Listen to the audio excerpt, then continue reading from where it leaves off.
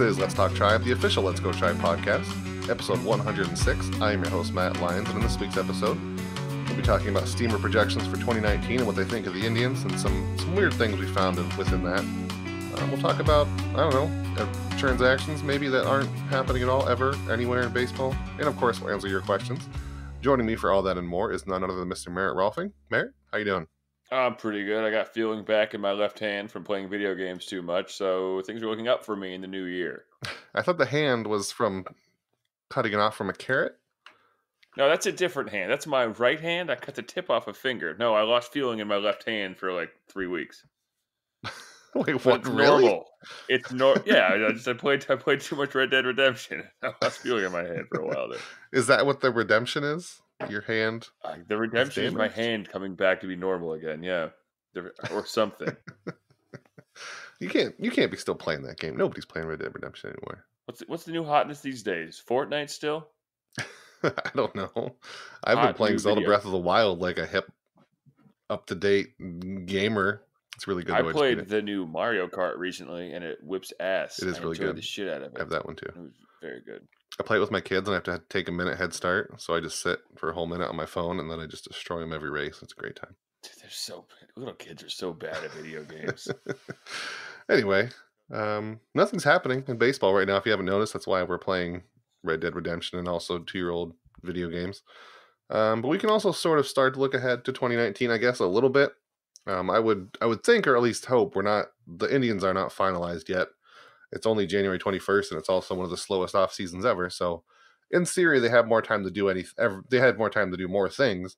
But of course, steamer projections are out for the roster as it is, and there's kind of some weird things in there. I went through and just sort of made a nice little sortable table so we could find out like where the Indians rank and everything. And I'm sure I'll make it in a post at some point. But just some little things I noticed. They're the only team with 2 position players worth 5 or more WAR, which of course is Jose Ramirez and Francisco Lindor. No other team. Steamer is really conservative. It's known for that. No other team is really even close to what they're to having 2. I think there's one that have a bunch, but Lindor and Ramirez are special. And of course, the outfield is atrocious. And Carlos Santana and Jake Bauers are both projected to be first baseman. Obviously, one will DH eventually, but it's kind of worth noting that Edwin Encarnacion, who's getting paid a whole lot more than Jake Bauers, is projected to be worth 1.3 wins compared to Jake Bauers' worth 1.1, which is basically a rounding error for WAR. So if the Indians wanted to save money just by getting rid of Encarnacion and bringing in Bauers, they're probably going to do that pretty effectively. But yeah, what do you think of? Have you looked ahead to steamer projections at all, or are you just still wallowing and hoping that the Indians do any kind of transaction before spring training? Oh yeah, no. I mean, they're when they released those are the Zips projections. That's right. I've read around on them a little bit. I don't know. Like you said, they're always conservative, so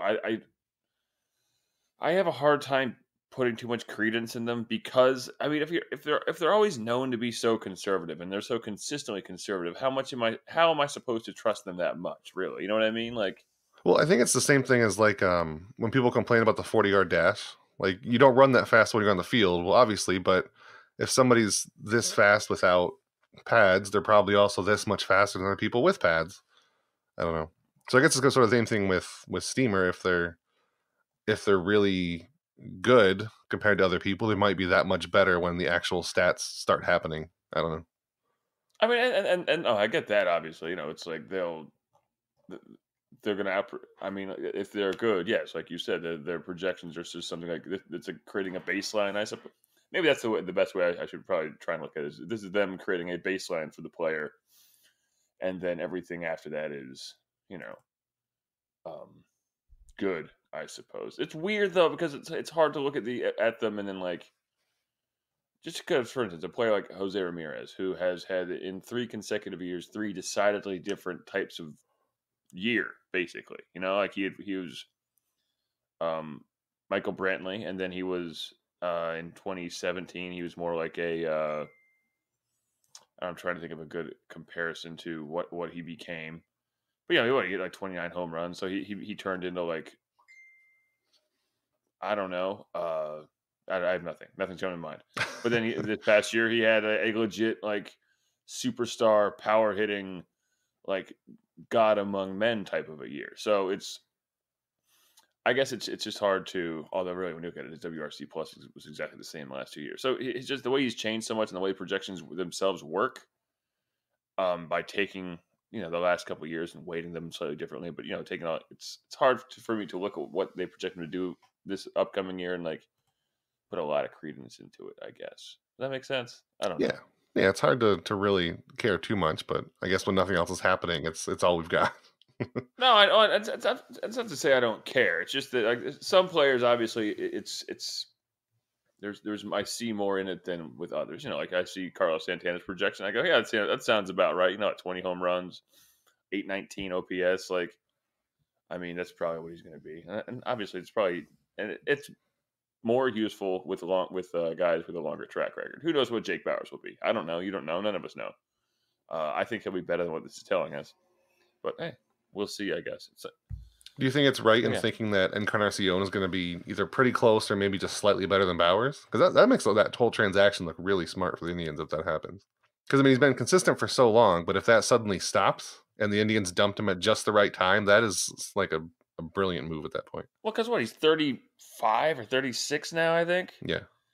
And he really wasn't all that good this past year. I mean, he had the typical slow start and then was and then like from June on, he was like a 25% better than average, that kind of a thing. He was a good player, but he wasn't as good as that position you'd hope it to be, I suppose. And he's getting to that age, obviously, where things start trending down. I don't think he's going to have as good of a year this upcoming year, not only because of the age, but also because he's going to Seattle, which, I mean, I know he doesn't hit a lot of cheap home runs. When he gets into one, it goes a far distance, but he still probably will lose a couple dingers there between that and the outfield, and just the way, just how athletic a lot of the other offenses are out there. Plus, a lot of those stadiums out there in the AL West are very large and good pitchers parks too. Anyway, so is he going to Seattle? Remember, like when that trade happened, it was initially like reported he was going to the Rays immediately, and then eventually, now it's like there's nothing. Are they just stuck with him? I just thought he went to Seattle. I said, "Oh, he's gone." And it says he's on. It says he's on Seattle. Yeah, well, I mean, he's on ESPN. Seattle now, but like right after the trade came out, it was reported that the Rays were trying to like there was some. I think Bob Nightingale said it was basically already done, and then of course Oh it's yeah, Bob Nightingale, so okay. it wasn't already done. But what it sounded like from the very beginning, the plan was to get him to the Rays, and then they just sort of stopped trying to get him or something, I guess. So it seems like the Mariners are almost just stuck with him because Oh yeah, I they're remember that clearly now. trying to Okay, just yes, rebuild, so they have no use for him. But yeah. it's weird. 1.3. I mean, 238, 336, 460. Yeah, that's about what I expect out of him. 24 home runs. That's a sad number to look at, but uh, yeah, I don't know. I mean, I think it was a good trade. Just in general, the Encarnacion deal was going to be.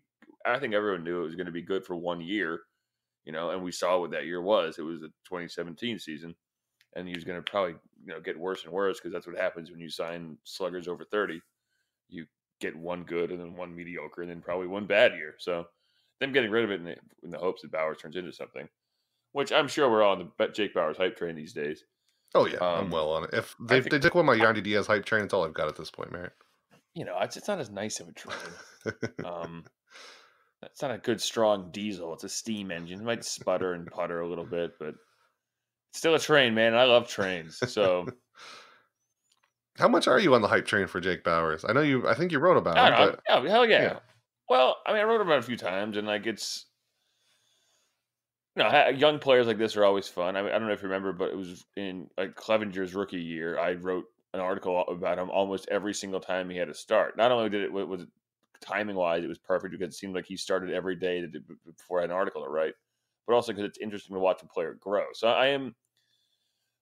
I mean, the Indians obviously have had a nice couple of young prospects come up, and some have struggled and some have not. But it's always fun to see how they do it, and as highly touted as he was by the Rays front office, I don't pay a lot of attention to other teams' prospects. So I mean, I care about Vladimir Guerrero Jr., but half of that is his name. The other half, obviously, is his amazing bat ball ability. But like I know that Jake Bauers is supposed to be good, so it'll be interesting to see what he turns into. So no, yeah, I am excited to see him play because, well, it's also important for the Indians that he be much better than his projections. Because quite honestly, and I mentioned this in an article recently, they're 2.5 bats right now, and a bunch of unless something goes shockingly right with Jason Kipnis or something. I don't know. It's going to be an ugly year offensively if Jake Bauers doesn't turn, which doesn't mean I expect him to turn it into Paul Goldschmidt immediately or anything like that. But boy, that would be nice. That is, now that you say it out loud, that's kind of, I've got that seeping into my soul here for a minute. Actually, what did Paul Goldschmidt's rookie year look like? And can we decide that he's going to look like that? Let's see. He's on the Cardinals now. That's right. Let's see. Paul Goldschmidt's rookie year, 48 games, 250, 333, 474. And then the next year, he hit 286, 359, 490 as a 24-year-old. Totally do that. Yeah, I think I could see Bauers do that. Totally. And then the year after that, he turned into MVP. We're being conservative here. We don't want to add too much hype. He's just going to be called Paul Goldschmidt in 2 years. That's all. Nothing crazy. Yeah, whatever. I mean, come on. All I'm asking is that he have Paul Goldschmidt's second year, which is not far off from the projection is. I mean, obviously, it's another 75 points to his slugging percentage. But whatever, How hard can that be, really? Come on. Whatever. Pop a few dingers, shoot. I mean, if we're going to look at these projections, too, we can also look at just the absolutely atrocious outfield. They're one of the worst in baseball. I don't want to look at that, actually. I mean, the scariest thing about this, like, besides the fact that it's all around awful, like, this is where all the prospects were at one point, and now they all look like they're nothing. Yes. Like, Tyler Naquin is a platoon bat at best. Bradley Zimmer is, good Lord, whatever he is. And Greg Allen, he's not projected to be much. He hasn't hit like much. That's kind of scary, too. That's a lot of misses the Indians have had lately. It's going to suck if Clint Frazier's the one good outfield prospect they had, but... Well, that's the thing. He doesn't look that great either. Like, early on, like after the trade, it looked like Zimmer might be the one who actually hits, but the fact that none of them turn into anything is actually shocking, to be quite honest with you. I mean, they're so good at developing players, and they just got nothing out of any of them. So yeah, and it seems like they're just trying to rebuild that higher level of AAA outfielders with all the Mercados they got. Jordan Luplow, I guess you can count in that. Daniel Johnson. They seem to acknowledge that they failed in developing outfielders. Now they're trying to get other developed outfielders and hoping one of them works, I guess. It's an interesting way to go about it, but it's just not working so far. Remember in the late 2000s when they just had all those shitty pitchers, like the Aaron Laffeys Yes. of the world and the Jeremy Sowers, all those college pitchers that they drafted, and they all turned into absolutely nothing. And I don't know, and then maybe they made a change, and suddenly they started popping out Cy Young candidates, like was going to, like, I don't know, something that pops things out a lot. Where are you going with that, man? I'm a good writer. I don't know, something that goes pop. Who knows? Whatever. I don't know. There's something there. There's a good thing there. You should really format this table better. How dare you? But I guess what I'm saying is that they've got all these highly touted prospects who are ending up being nothing.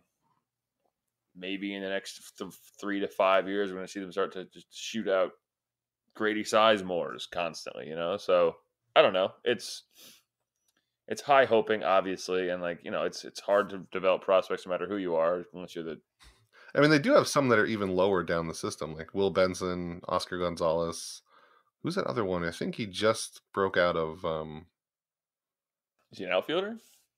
Yeah, he just made it to the lower levels, like past the Dominican League. Yeah, it is the Dominican League. I can't remember. Is it Oscar Gonzalez or somebody else? I don't remember. But anyway, there's another outfielder who's way down there who's got a lot of hype slowly growing. So maybe way down the road as the Grady Sizemore is coming up. But is it George Valera? I think, yeah, that's him. Okay. Yeah, that's another one who's pretty hyped. But it's just a lot of absence at the top. Mm-hmm. Have you given up on Bradley Zimmer altogether? That no, big, no. long-faced boy? I mean, just by virtue of his defensive capabilities, you can't give up on him. And I think he's still so young. I mean, I know he's not a rookie yet anymore, but it's not like it's time. I don't know. It seems ridiculous to give up on the guy when he hasn't really had a good, consistent chance to play. He kept on getting hurt and stuff like that. And, health it's not a skill, but it is important to the development of a player. But no, I mean, he has so many of the tools, and like there was a lot of talk about him changing his swing so much so he could become a more effective hitter in the majors, and then he got hurt. So no, I don't think it'd be right to give up on him. Like that's the thing with prospects and how we look at them and stuff. I mean, I know he's 26 now, so some of the shine is off, but I don't know. He's just got so many skills while still being flawed, which is an interesting way to describe almost every single prospect in the Indians system at this point. But you got to see what, and I guess 2019 it won't be a good year for it either, right? Yeah, he's going to miss some time at the beginning, so. Yeah, he's going to miss a lot of time, and he's going to be getting over an injury, and then so like at some point we're going to have to be waiting till 2020, and then that'll be you still can't call it a make or break year because he's still going to be a very inexpensive guy, and who worst case scenario is a defensive replacement or a base runner kind of guy. He still has value to the team, just not in the batter's box. Which again, I still think he can turn that into something eventually. It's just his swing and miss was his bat to ball ability was so garbage in 2018. But again, that was expected a little bit, right? So yeah, all the way through the minors has been like that. But even when he wasn't injured, it didn't seem like he ever got a consistent chance to. Right. Because Tito, he played his veteran guys that he liked, so whatever. I mean, and they also had Michael Brantley at that point, so there was one fewer spots to play in. But yeah, another interesting thing I think with the outfield is that Leonys Martin is like the only real veteran player that's there. Mm-hmm. So I kind of want to see, like, is this what they're going to do? They're just not going to give Tito any older guys to use. They're going to say, use one of these young guys and hope to God they develop, and then we'll see what happens. Because I didn't look it up, but this has to be like one of the youngest Indians outfields ever, right? You're pretty close to it. I mean, they're not as young as we think they are. Is the one problem because they've just been around so long. But like but yeah, like at the very least, the least experienced outfield. Yeah, that's a better way to look at it. I mean, Zimmer might be the oldest non-Martin, I think. Right? Yeah, unless how old is Daniel Johnson, maybe, but. Yeah, but if Daniel Johnson's getting legitimate playing time, what the hell are we doing? Like, so Mercado's younger. He's the one I'm still excited about. Is Mercado, the one they got from the Cardinals? Mm-hmm. I don't know. I mean, maybe like all those trades. He's not even projected in Steamer, so I've kind of half forgotten about all those trades because they came in such a flurry, like so quickly, But they were all just like guys like Jordan Luplow and stuff, like.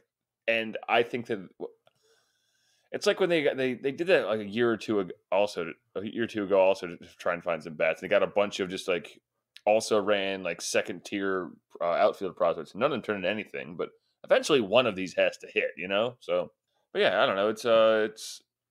It's an ugly outfield that you don't really want to think about, and that's one of the. I mean, I think Bauers will play outfield. Probably. I mean, I think he'll probably play left field just because they need a left fielder, and he has some experience and he's got some athleticism too. So, wait. So at that point, who DHs then? Because I mean, Carlos, I guess, gets first base maybe.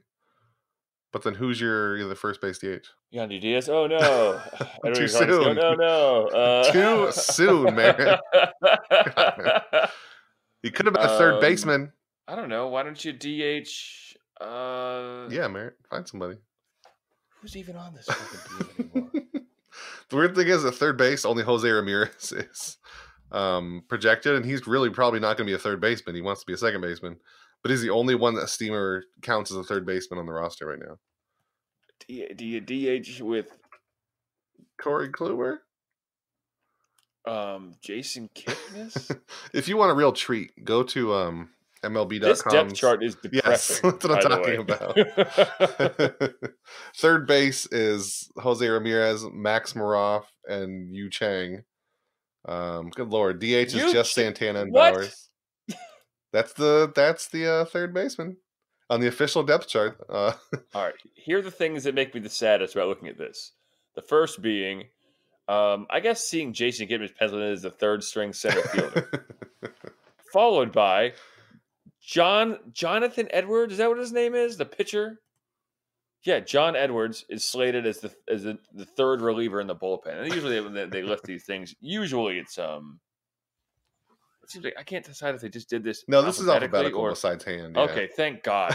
Because sometimes it seems like they do it as though like this guy, then this guy. And again, then Max Moroff. Is it Max Moroff? Is it? It is. Yeah, and then him being slated as a whole bunch of different things all over the place. Look at that rotation too. That is wild. That is an 8-man rotation from the official depth chart. Oh, who's there? Who's down there at the bottom of the rotation to sneak his way back on the team? The big sweaty 8-man.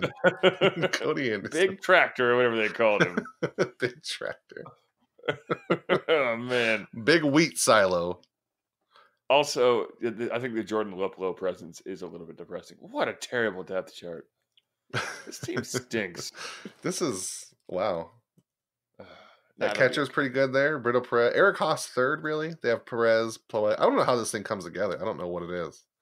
I mean, this time of year, it's just thrown at the wall and seeing what stick. These are some names we found. I mean, you would think that this is what they got, Merritt. I know. This is the cream of the crop in the team. Good Lord. I mean, how did they pick Yu Chang? Is he even on the 25-man roster?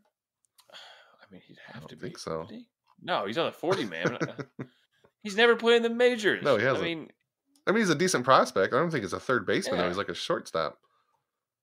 Yeah, he's listed as shortstop. But, I mean, the rule in baseball is if you can play shortstop, you can play third base. It's the same position, basically. The rule in the Indians is if you can play anywhere, please, for the love of God, play there. We need you go there. Stay in there. I don't care what happens. Oh, look at that left field, man. That was Michael Brantley for how many years? And now it's Jordan Luplow. The three J's. The first baseman is the second one. And Jason Kipnis is the third one. Yep. Yeah, your second baseman is your third string left fielder, center fielder, and why not right field too? Screw it. No, that's reserved for Tyler Naquin, also Luplow, and Greg Allen. Why is Tyler Naquin listed as a starting right fielder on any baseball team? Along with, he's going to platoon with the starting left fielder, but in right field, apparently. Remember when this team wanted to contend for championships? I don't. They're going to contend for the division this year, at least, right? That's got to happen. Is this going to be the tone of every single podcast? It's just going, fudge, this team is trash. I'm too fascinated by this depth chart right now, though. Oh, it's truly baffling. It is a collection of names that like, no, what? Eric Gonzalez used to be here. Now it's Eric Stamets. Are we rebuilding? What's going on here? This is really weird. I'm sure they're going to be good. They're going to be okay, right? I can't believe. Tell me they're going to be okay. I'm surprised they didn't trade any of their rotation. I mean, they have 8 rotation players, so they got plenty of pitchers. I trade one of I love all of them in different ways, but trade one of them for a bat. I mean, this is the year it makes sense, right? I feel like 2 years ago we were asking for it. This is the year where you really gotta. We get it now. You can do it. How many times have I written the sentence something like the Indians have one strength going for them and it's their pitching staff, and you deal from a position of strength to get something back to back up a weakness. I don't even want to describe the outfield as a weakness here. It's not. I'm very excited for Leonys Martin to come back. I mean, don't get me wrong. I think he'll be a good player. He showed hints of turning into something new, as I wrote about last week. Right before his body tried to kill him. Yeah. And now he can't be the centerpiece of an offensive output and out of the outfield. Are you forgetting Jason Kipnis as the outfielder? Because that's a real thing. Do you think he'll ever be good again? Jason Kipnis? Oh, yeah, I think he'll be fine. Yeah. All right. I'm not giving up on Jason Kipnis here. I think he's still got plenty of... I don't think so either. I mean, I don't know. I still think he's trying to do the whole launch angle thing. I'm convinced of it. Classic launch angle maneuver. On the subject of the Indians trading starting pitchers, I'm kind of discouraged that Sonny Gray went to the Reds, because that's what I really wanted them to go with. I mean, they have Nick Senzo, who's a second baseman, Taylor Trammell, who's an outfielder. There's a lot of really good Reds prospect who matched up so well in the Indians. And then now I don't know what's going to happen. I saw an article, actually, that was saying that they trade for now I can't in good conscience root for a guy named Scooter, but that's the only guy I want to root for. What are you talking about? I did read an article that's saying that they should trade for Scooter Gannett, and I thought that was because that will get Senzo up to the big club for the Reds, because they're not going to trade him, obviously. And Gannett's been a very good offensive player for 3 years now. And I thought that was 2 or 3 years now. I thought that was a very interesting idea. But it's not for Corey Kluber, is it? You want to trade Scooter for Corey Kluber? Scoots for Corey? Maybe. I don't know. Does that include also Taylor Trammell, who's another year away, maybe? You can't just do Scoots for Corey. I mean, it's not a... You can do whatever you want. You can probably grab one of those bullpen arms, too. They got a couple good ones. Maybe Amir Garrett. I like watching him pitch. Yeah, some kind of bullpen. But yeah, I don't know. I mean, his numbers aren't very pretty, but he throws hard. So I guess all I'm saying is it was an interesting idea, and it would actually give the Indians a third offensive player, fourth actually now that they have Carlos Santana back. So, but that was just one idea that I saw that I thought was creative at the very least, and I don't know, it gave me a hint of something fun. Yeah, I mean, something. It's almost it's almost irresponsible to keep all the pitches at this point. It looks like. that's what I'm saying. It honestly it is. I mean, if only because the way that the postseason chews up starting pitching as we've seen, it's almost like they're a perfectly built team for 15 or 20 years ago. Like no team should be upset that they have this much starting pitching, and yet I am somehow upset that the Indians have too much starting pitching and nothing else. They're like their setup man is Adam Simber, who I like, but he can't get lefties out to save his life, and that's important. Is Adam Simber really the setup man? Is that where we are? Are we back to the I depth don't chart know. again? I mean, He can't be the kind setup man, of. right? It's a bad depth chart. Is Jason Kipnis Uh, the setup man? Is he also the? yeah, get him in there. What the heck? He can do everything else apparently, so why not? But like, I don't know who else would they trade for? I can't even think of anyone else. I don't know. I just know I never even consider the relief or the bullpen an issue. I just always forget about it, and then I look at it like, oh.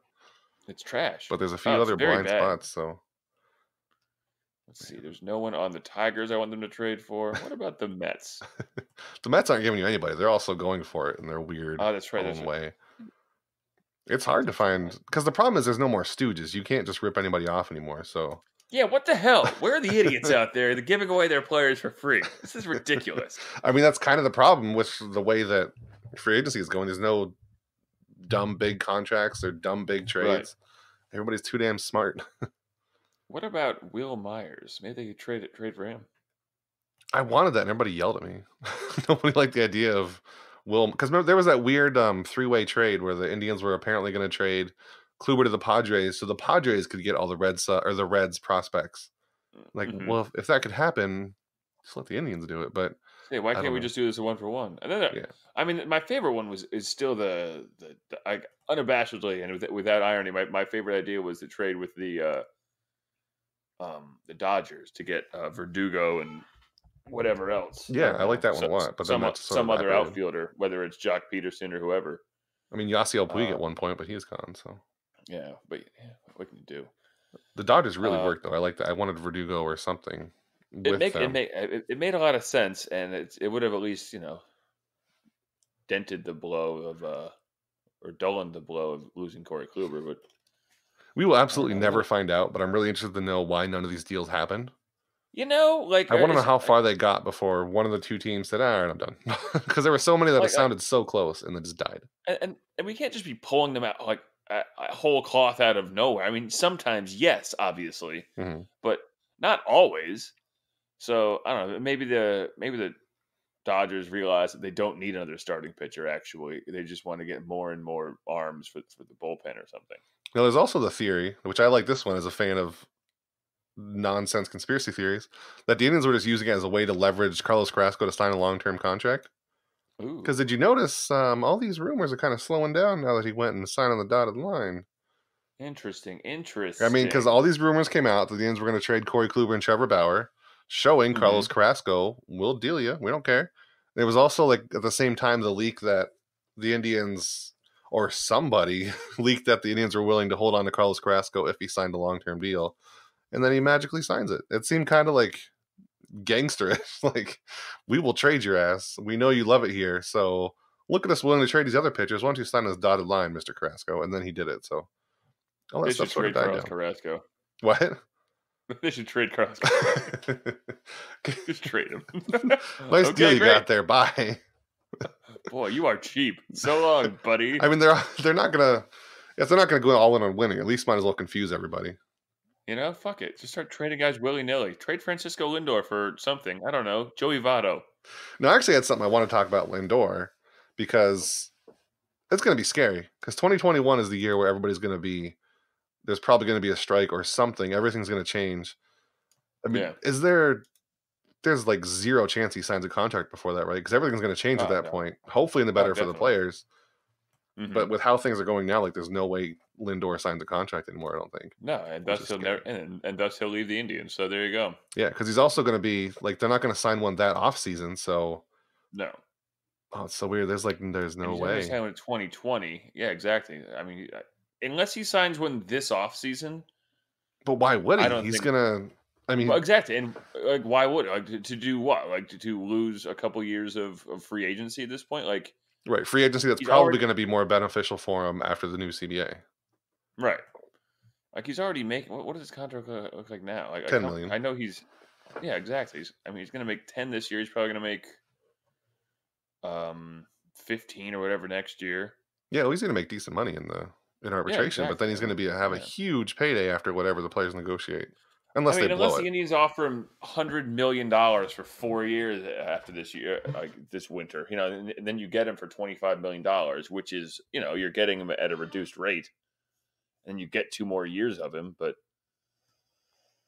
I don't know. That's the only thing I could think to happen, like a 5 year, $125 million deal. That But still like you seems said, low.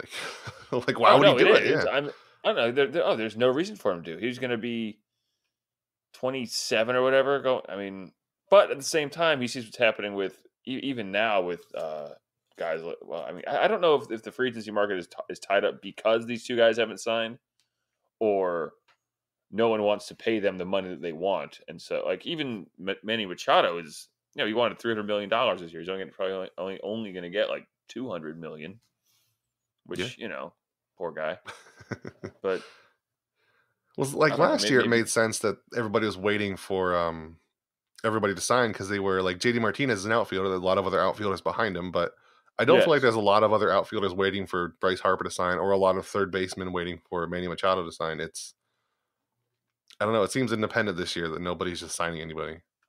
Well, that's true too. I mean, one of these, I don't know whether it's the players not taking the contract, or the offers not being legitimate from the teams too. Like that's the thing we don't know about in any of these discussions. Like Yeah, you hear that the Phillies have offered a deal to both of them, or have offered a deal to Harper, or what have you. But like we don't know how much they're for, or what have you. So I mean it's lack of stooges, man. They want the CBA was negotiated with the idea that teams would be stupid and give out these huge contracts to 30-year-old players or players into their mm-hmm. 30s, and they're not doing it. So everything's sort of dried up. Fucking just a bunch of jerks.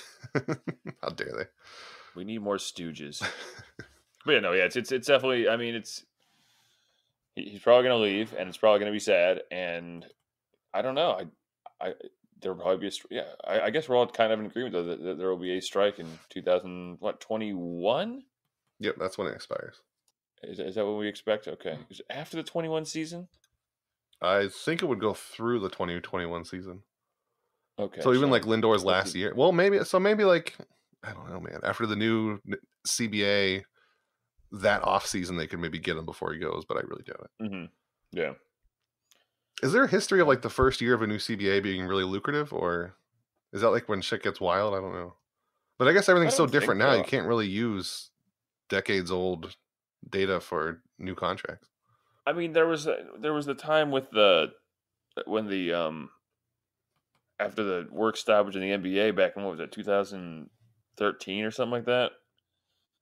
2012 I think, something like that. But that got crazy because they had the amnesty thing, so that they like were able to basically waive any one player or whatever. So that freed up a lot of cap space immediately for very terrible contracts we handed out, ridiculous. And of course there was the bump in TV money too. That got kind of weird and crazy, but I mean that's the thing. Like, if the money split changes, then obviously things will get different, I suppose. Although again, it's a there's no salary cap, so it will obviously be not quite as shocking as in the NBA or NFL.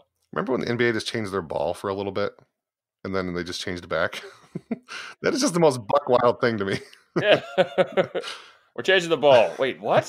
Everybody's hands are bleeding. Never mind. Why did we get the spike ball? No, we made it out of shark skin. What have we done? Sometimes I think that's a dream, and then I remember it actually happened. Yeah, That's and it was so like for weird. 3 weeks, and everyone just complained about it vociferously, and they're like, "Okay, fine, we won't do this." Because wasn't it Go like on, you literally idiots! people's hands were hurting because of dribbling it? And it was so hard. It was hard, and it was slippery. It was like guys were describing it as like a bowling ball. So yeah, Yeah, I don't get why. We need to talk about that more. But just a whole episode. Bring it up once every episode. Yeah, Yeah. What about that ball? Anyway, we lost in the playoffs again. What about that NBA ball? Oh, God. Jason Kipnis, our left fielder and also center fielder for the game.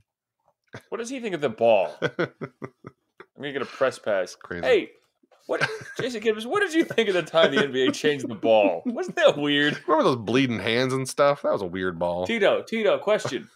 Do you remember when the NBA changed their ball for a few weeks? What was the deal, huh? Sir, please leave. You don't have a press pass, sir. Why are you here? This is a Wendy's drive, sir. You just wrote the word press on a piece of paper and stuck in your hat. Yeah, let's get tiny, guys. How did you get press, in here? It's okay.